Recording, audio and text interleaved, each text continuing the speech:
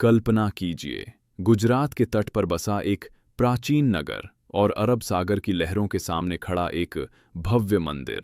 समय था 11वीं सदी का। कहा जाता है कि इसी काल में महमूद गजनी की सेना ने पश्चिम भारत पर आक्रमण किया और उसका लक्ष्य बना था सोमनाथ मंदिर। इतिहास के कुछ विवरण बताते हैं कि उस हमले में मंदिर की संपत्ति लूटी गई और भारी विनाश हुआ। कुछ कथाओं में यह भी कहा गया कि उस समय वहां मौजूद श्रद्धालुओं पर अत्याचार हुए। लेकिन सच चाहे जो भी रहा हो, एक बात इतिहास में बार बार सामने आती है, यह मंदिर गिराया गया, फिर उठ खड़ा हुआ और फिर से और फिर से। क्या वजह है कि यह स्थान बार बार नष्ट होने के बाद भी खत्म नहीं हुआ? अरब सागर के किनारे खड़ा यह मंदिर सदियों से तूफानों और समय की मार झेलता आया है, फिर भी इसकी पहचान आज भी कायम है। लोग कहते हैं कि यह सिर्फ पत्थरों का ढांचा नहीं, बल्कि एक ऐसी ऊर्जा का केंद्र है जो हर विनाश के बाद खुद को फिर से स्थापित कर लेती है। इसीलिए कई लोग इसे भारत की आत्मा का प्रतीक मानते हैं। सोमनाथ को भगवान शिव के 12 ज्योतिर्लिंगों में पहला माना जाता है। यह स्थान केवल एक तीर्थ नहीं, बल्कि आस्था, इतिहास और रहस्यों का संगम है। कुछ प्राचीन मान्यताओं में यह भी कहा गया कि यहाँ स्थापित शिवलिंग में विशेष ऊर्जा है। इतनी कि कुछ कथाएं तो इसे गुरुत्वाकर्षण के विपरीत हवा में स्थित होने तक का वर्णन करती हैं। हालांकि इसके प्रमाण स्पष्ट नहीं हैं, लेकिन यह विचार लोगों की जिज्ञासा को आज भी बढ़ाता है। पुराणों में वर्णित एक अद्भुत रत्न, श्यामंतक मणि, का संबंध भगवान कृष्ण से जोड़ा जाता है। कुछ लोक कथाएं कहती हैं कि यह मणि कभी इसी क्षेत्र से जुड़ी थी। हालांकि इसका कोई प्रामाणिक सबूत नहीं मिला, फिर भी यह रहस्य आज भी लोगों की कल्पनाओं में जीवित है। हाल के वर्षों में आईआईटी गांधीनगर के शोधकर्ताओं ने इस क्षेत्र में अध्ययन किया। कुछ रिपोर्ट्स में संकेत मिला कि वर्तमान संरचना के नीचे प्राचीन निर्माण के अवशेष हो सकते हैं, ऐसी परतें जो समय के साथ बदलती रहीं। क्या यह हजारों साल पुरानी सभ्यता के निशान हैं या अलग-अलग काल में बने मंदिरों के अवशेष? यह सवाल अभी भी पूरी तरह स्पष्ट नहीं है। मंदिर परिसर में एक विशेष स्तंभ मौजूद है, जिसे बाण स्तंभ कहा जाता है। उस पर लिखा है कि इस दिशा में समुद्र के पार सीधा दक्षिण ध्रुव तक कोई भूभाग नहीं है। आश्चर्य की बात यह है कि आधुनिक भूगोल भी लगभग यही बात स्वीकार करता है। लेकिन सवाल यह है, जब न आधुनिक तकनीक थी और न सटीक नक्शे, तो उस समय यह जानकारी कैसे मिली? स्कंद पुराण में इस स्थान का विशेष वर्णन मिलता है। कहा जाता है कि चंद्रदेव ने यहाँ तप करके शिवजी से वर प्राप्त किया था और इसी कारण इस स्थान का नाम सोमनाथ पड़ा। कुछ मान्यताओं के अनुसार सतयुग में मंदिर सोने से बना था, त्रेता युग में चांदी से, द्वापर में चंदन से। ये कथाएं आस्था का हिस्सा हैं, लेकिन इनके पीछे के ऐतिहासिक प्रमाण स्पष्ट नहीं हैं। मंदिर के पास बहने वाला समुद्र सदियों से उसी स्थान पर है। कई बार तूफान आए, लेकिन यह संरचना अब भी कायम है। क्या यह केवल प्राकृतिक संतुलन है या स्थान की भौगोलिक विशेषता? इतिहास में उल्लेख मिलता है कि इस मंदिर का कई बार पुनर्निर्माण हुआ। हर बार इसे और भव्य रूप में खड़ा किया गया। यह केवल वास्तुकला की कहानी नहीं, बल्कि उस विश्वास की कहानी है जो कभी टूटता नहीं। आखिर रहस्य क्या है? क्या सोमनाथ सिर्फ एक ऐतिहासिक स्मारक है, या यह उस भावना का प्रतीक है जो हर बार टूटकर भी फिर से उठ खड़ी होती है? शायद असली शक्ति पत्थरों में नहीं, बल्कि उन लोगों के विश्वास में है जिन्होंने हर बार इसे फिर से बनाया। दोस्तों, आज भी हर वर्ष असंख्य श्रद्धालु उस पावन धाम में अपनी इच्छाएं लेकर पहुंचते हैं और मानते हैं कि वहां दर्शन करने से जीवन के सारे पाप मिट जाते हैं। तो क्या आप तैयार हैं एक ऐसे अद्भुत सफर के लिए जहां इतिहास, रहस्य और आस्था एक साथ जुड़ते हैं? यह सिर्फ एक मंदिर की कथा नहीं है, यह उस विश्वास की कहानी है जो सदियों से लोगों के दिलों में जिंदा है। इस यात्रा में हम जानेंगे कुछ ऐसे रहस्य। क्या वास्तव में इस मंदिर की स्थापना चंद्रदेव ने की थी? क्या स्यमंतक मणि का रहस्य आज भी जुड़ा हुआ है इस स्थान से?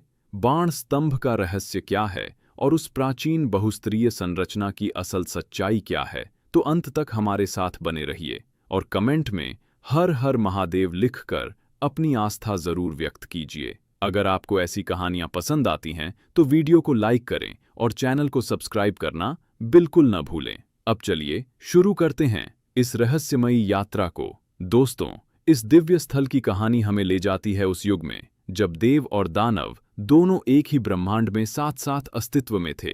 यह प्रसंग है सत्य युग का, जब चंद्रदेव अपने तेज, सौंदर्य और आकर्षण के लिए प्रसिद्ध थे।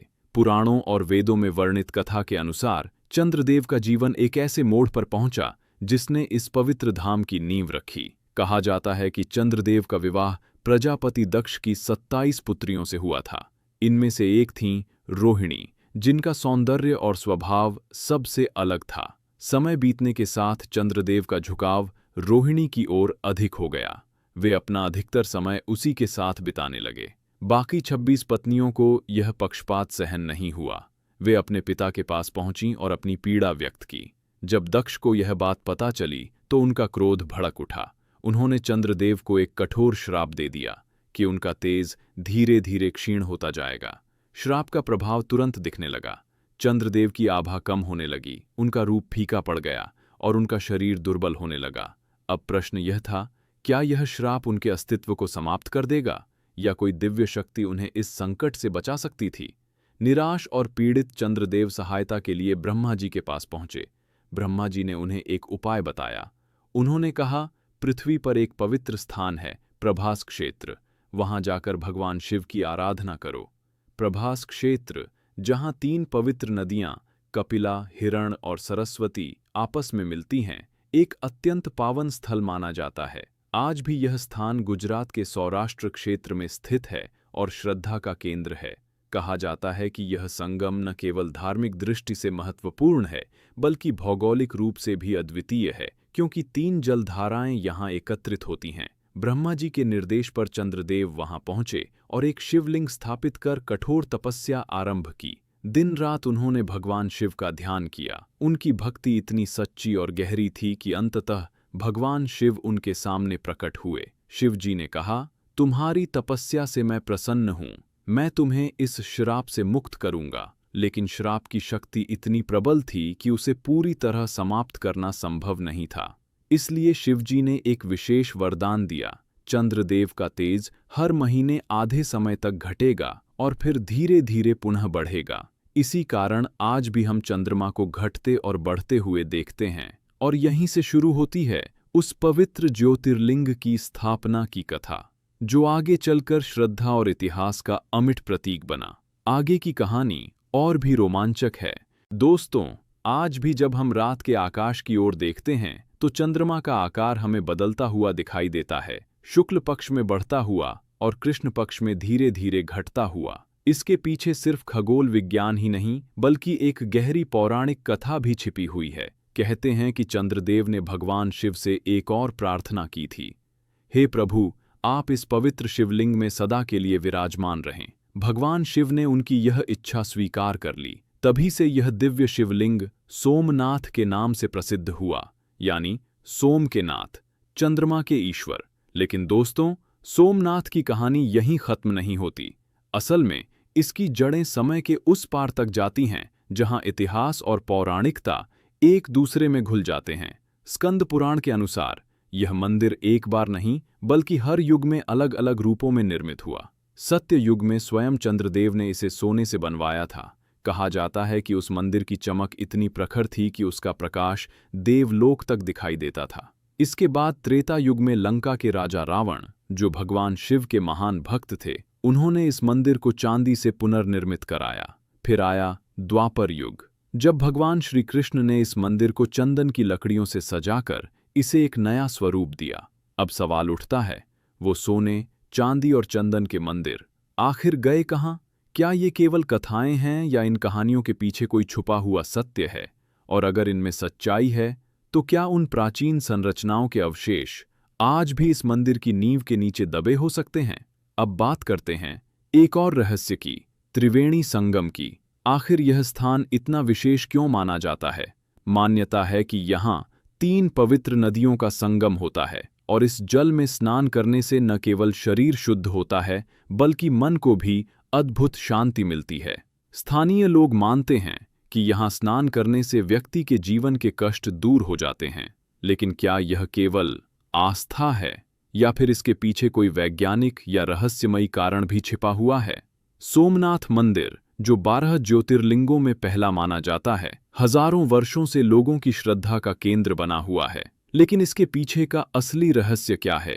क्या यहाँ कहीं वह प्रसिद्ध स्यमंतक मणि छुपी हुई है जिसका संबंध भगवान श्री कृष्ण से बताया जाता है? और क्या इस मंदिर के निर्माण में कोई ऐसी प्राचीन तकनीक इस्तेमाल हुई थी जिसे आज भी हम पूरी तरह समझ नहीं पाए हैं? दोस्तों, यह तो थी सोमनाथ की पौराणिक झलक, लेकिन असली कहानी अब शुरू होती है, इतिहास के उन पन्नों में जहां इस मंदिर ने बार बार विनाश देखा और हर बार फिर से खड़ा हुआ। सोमनाथ सिर्फ एक मंदिर नहीं है, यह सनातन धर्म की अटूट शक्ति और अडिग विश्वास का प्रतीक है। लेकिन सबसे बड़ा सवाल यह है, इतने आक्रमणों और विध्वंस के बाद भी यह मंदिर बार बार कैसे जीवित हो उठता है? क्या इसकी नींव में कोई ऐसा रहस्य छिपा है जो इसे अमर बनाता है? चलिए अब बढ़ते हैं इतिहास के उस दौर की ओर जहां से शुरू होती है सोमनाथ के पुनर्निर्माण और संघर्ष की असली कहानी। 9वीं शताब्दी के समय की बात है, जब गुर्जर प्रतिहार वंश के शक्तिशाली राजा नागभट्ट द्वितीय, जिन्होंने लगभग 825 से 833 ईस्वी तक शासन किया, इस पवित्र स्थल पर पहुंचे। शिलालेखों के अनुसार उन्होंने यहाँ स्थित सोमेश्वर महादेव के दर्शन किए और इस स्थान की महिमा को और बढ़ावा दिया। उस समय सोमनाथ एक प्रमुख तीर्थ स्थल बन चुका था, जहां दूर दूर से श्रद्धालु दर्शन के लिए आते थे। इसके बाद 10वीं शताब्दी में चालुक्य वंश के राजा मूलराज ने यहाँ एक भव्य मंदिर का निर्माण करवाया। कहा जाता है कि यह मंदिर इतना भव्य था कि उसकी आभा समुद्र पार तक दिखाई देती थी। लेकिन क्या वास्तव में यह मंदिर मूलराज ने ही बनवाया था, या यह भी इतिहास और लोक कथाओं का मिश्रण है? और अगर यह सच है, तो क्या उस प्राचीन मंदिर के कोई निशान आज भी इस भूमि के नीचे मौजूद हैं? लेकिन दोस्तों, इस वैभवशाली यात्रा पर एक भयानक संकट तब आया जब वर्ष 1025 ईस्वी में अफगान शासक महमूद गजनवी ने अपनी विशाल सेना के साथ इस पवित्र स्थान पर आक्रमण किया। कल्पना कीजिए एक ऐसे मंदिर की जिसे बार बार तोड़ा गया, उसकी संपत्ति लूटी गई, उसकी भव्यता मिटाने की कोशिश की गई, लेकिन फिर भी वह हर बार पहले से ज्यादा शक्तिशाली होकर खड़ा हो गया। यह कहानी है सोमनाथ की। जब इस पवित्र स्थान पर बार बार हमले हुए, तब सिर्फ पत्थर ही नहीं टूटे, आस्था को भी चुनौती दी गई। लेकिन हर बार इतिहास में एक ऐसा वीर सामने आया जिसने इस ज्योति को बुझने नहीं दिया।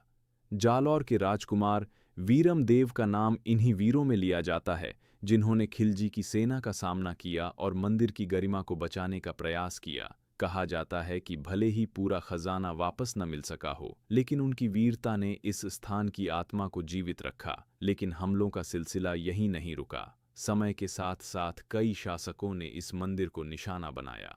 14वीं सदी में गुजरात के सूबेदार जफर खान ने यहाँ आक्रमण किया। इसके बाद 15वीं सदी में महमूद बेगड़ा ने भी इसे नुकसान पहुंचाया, और फिर 17वीं सदी में मुगल शासक औरंगजेब के शासनकाल में मंदिर को पूरी तरह उजाड़ दिया गया। उस दौर में स्थिति इतनी भयावह थी कि मंदिर के अवशेष भी टूट चुके थे और श्रद्धालु दूर दूर तक बिखर गए थे।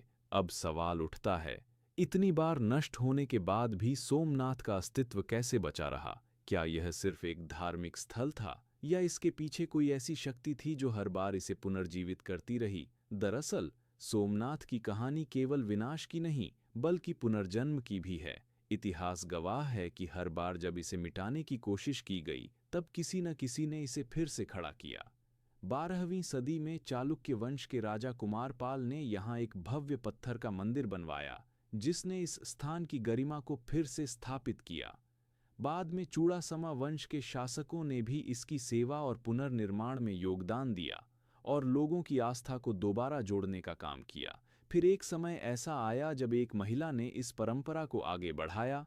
18वीं सदी में मराठा महारानी अहिल्याबाई होलकर ने यहाँ एक नया मंदिर बनवाया। भले ही वह आकार में छोटा था, लेकिन उसकी पवित्रता और महत्व बहुत बड़ा था। आज भी वह मंदिर ओल्ड सोमनाथ के नाम से जाना जाता है। उनके इस कार्य ने यह साबित कर दिया कि आस्था को खत्म नहीं किया जा सकता। लेकिन असली बदलाव आया आज़ादी के बाद। जब भारत ने नई शुरुआत की, तब देश के नेताओं ने भी इस मंदिर के पुनर्निर्माण का संकल्प लिया। सरदार वल्लभ भाई पटेल के प्रयासों और डॉक्टर राजेंद्र प्रसाद के मार्गदर्शन में सोमनाथ मंदिर को फिर से भव्य रूप दिया गया।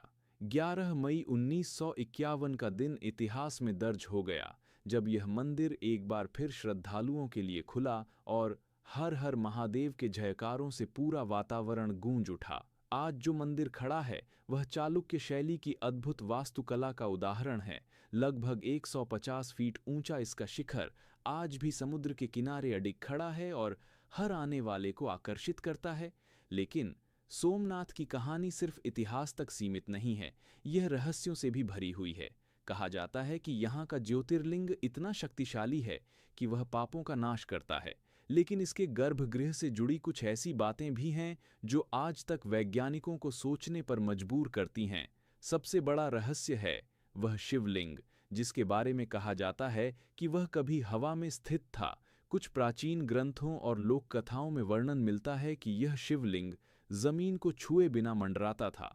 11वीं सदी में भारत आए विद्वान अलबरूनी ने भी अपने लेखन में इसका जिक्र किया है। उसके अनुसार यह किसी चमत्कार का परिणाम नहीं, बल्कि विशेष प्रकार के चुंबकीय पत्थरों की व्यवस्था थी जो शिवलिंग को संतुलित बनाए रखती थी। अगर यह तकनीक सच में मौजूद थी तो वह आज कहाँ है? क्या 1025 ईस्वी में महमूद गजनवी के आक्रमण के दौरान उन पत्थरों को भी नष्ट कर दिया गया, या फिर वे आज भी इस भूमि के नीचे कहीं छिपे हुए हैं? और यह तो बस शुरुआत है, क्योंकि कहा जाता है कि इसी स्थान से जुड़ा है स्यमंतक मणि का रहस्य, एक ऐसा खजाना जिसे दुनिया का सबसे अद्भुत रत्न माना गया है। क्या वह रत्न आज भी यहीं कहीं छुपा हुआ है? क्या सोमनाथ सिर्फ एक मंदिर है, या फिर यह रहस्यों का ऐसा द्वार है जिसे आज तक पूरी तरह समझा नहीं जा सका? इन सवालों के जवाब अभी भी इतिहास के पन्नों में छिपे हुए हैं, और शायद सोमनाथ के रहस्य अभी पूरी तरह सामने आने बाकी हैं।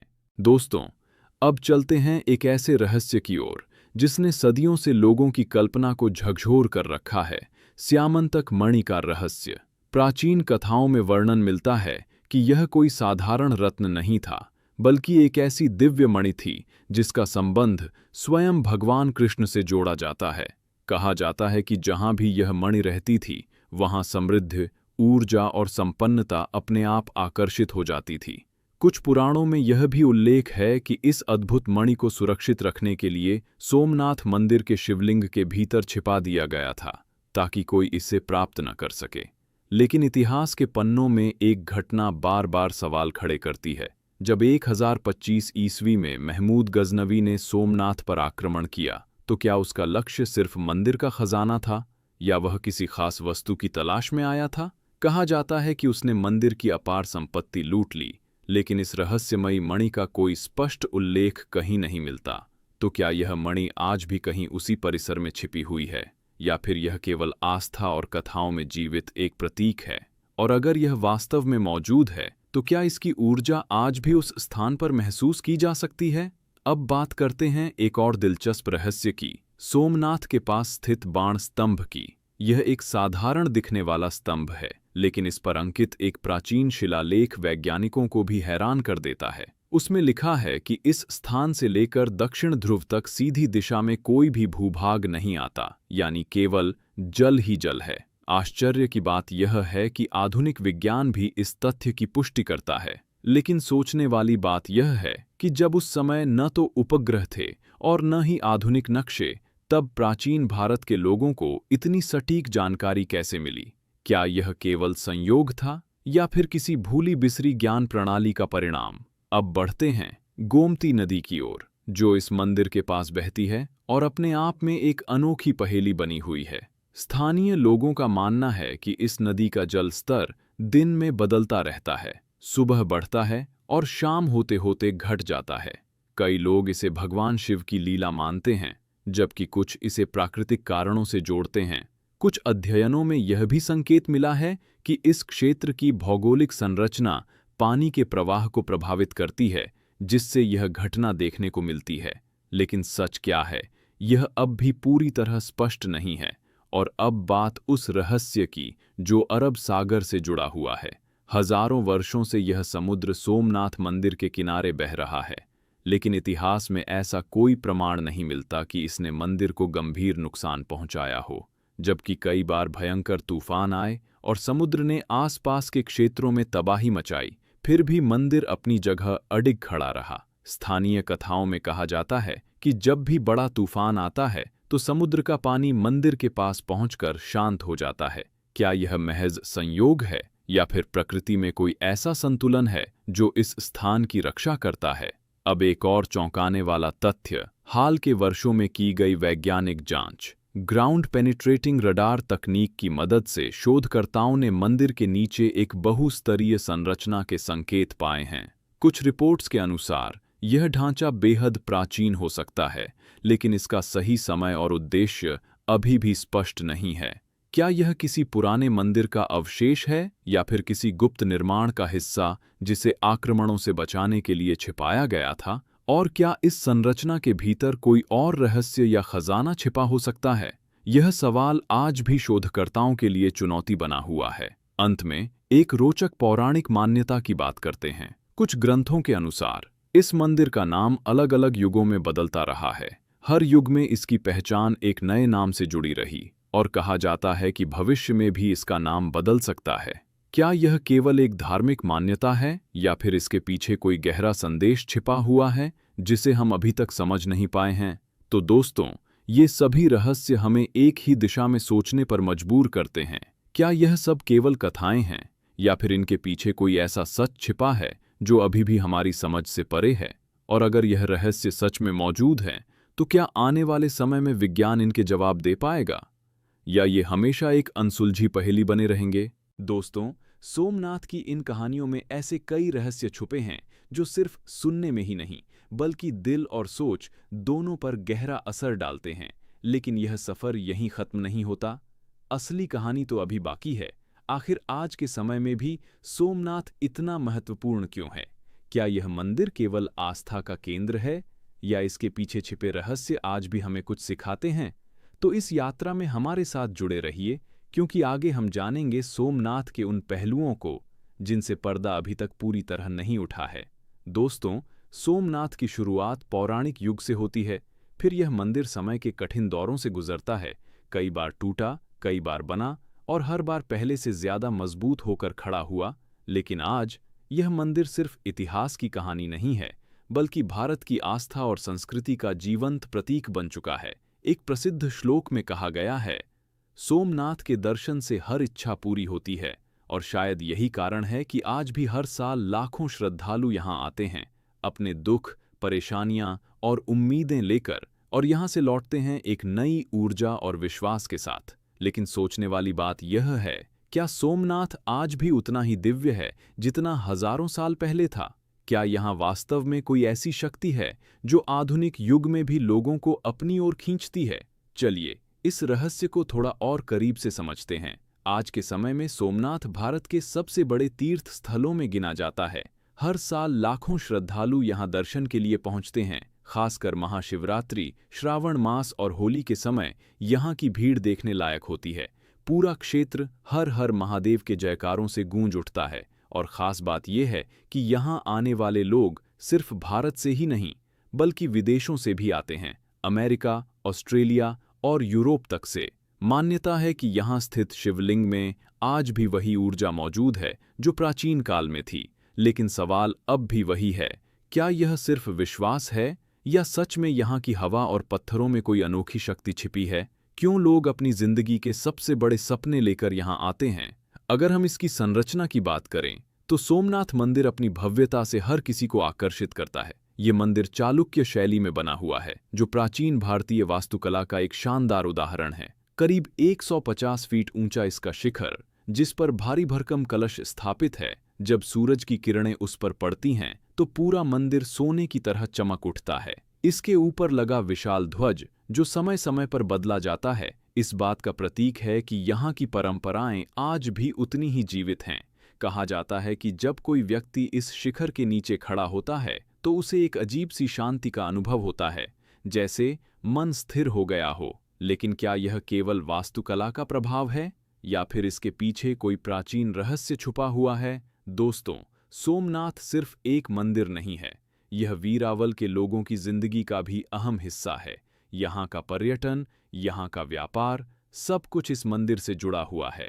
होटल, दुकानें, परिवहन, कई लोगों की रोजी रोटी इसी पर निर्भर करती है।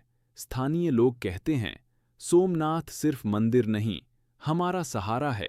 लेकिन इसके साथ ही एक और बात भी है। मंदिर के आसपास का बाजार केवल व्यापार का केंद्र नहीं है, बल्कि यह आस्था और संस्कृति की झलक भी दिखाता है। यहाँ मिलने वाले रुद्राक्ष, शिवलिंग और प्रसाद सिर्फ चीजें नहीं हैं, बल्कि लोगों के विश्वास का हिस्सा हैं। अब सवाल यह है, क्या सोमनाथ केवल आर्थिक व्यवस्था को चलाने का माध्यम है, या फिर यह यहाँ के लोगों की आत्मा में बस चुका है? दोस्तों, वीडियो अच्छी लगी हो तो चैनल सब्सक्राइब करें और अंत तक देखने के लिए धन्यवाद।